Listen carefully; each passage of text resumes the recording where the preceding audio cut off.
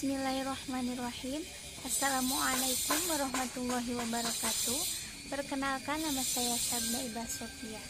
Di kesempatan kali ini saya akan sedikit menjelaskan tentang materi pelajaran bahasa Inggris yang telah saya pelajari di minggu-minggu yang lalu. Baik, langsung saja. Yang pertama ada introduce atau pengenalan ya. Nah, pengenalan di sini atau introduce ini digunakan ketika kita memperkenalkan diri kita kepada orang lain.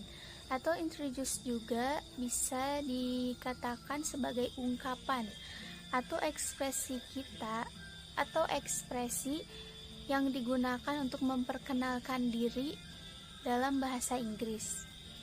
Nah, di sini terdapat berbagai macam variasi, dan variasi memiliki fungsi dan peran yang berbeda tergantung situasi dan kondisi pembicaraan.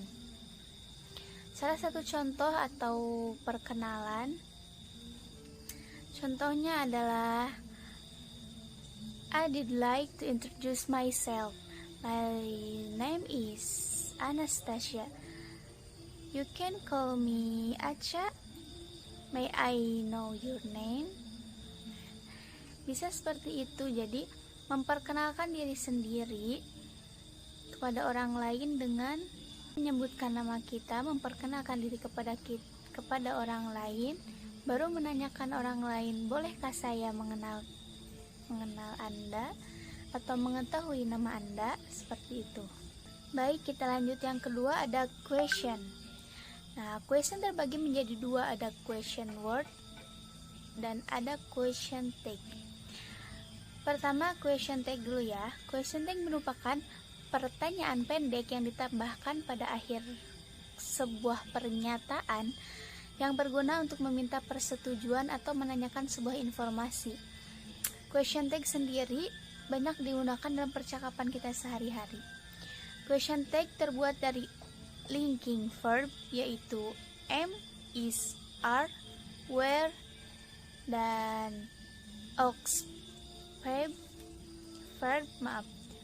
verb yaitu so, have, be, atau model aux verb yaitu shall, should, will, would, could, may, and might.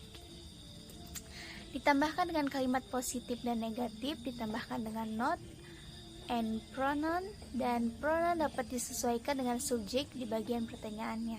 Nah, berdasarkan aturannya, question tag dalam kalimat positif bisa mengikuti kalimat negatif, begitu pula sebaliknya.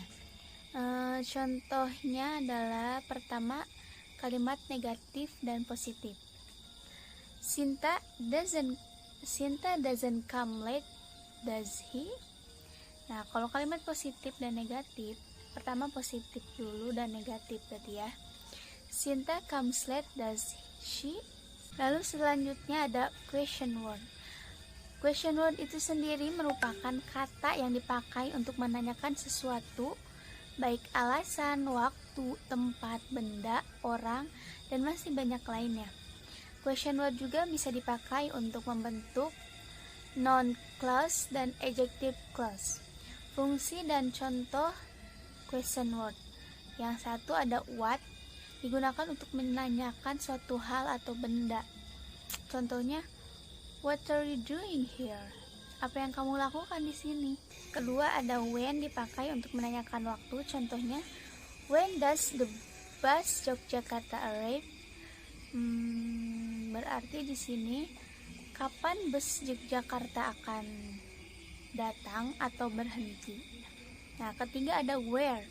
Where dipakai untuk menanyakan sebuah tempat. Contohnya, where do you live? Di mana kamu tinggal atau di mana kamu hidup? Keempat ada why. Kata ini dipakai untuk menanyakan sebuah alasan. Contohnya, why are you happy now? Kenapa Anda bahagia hari ini?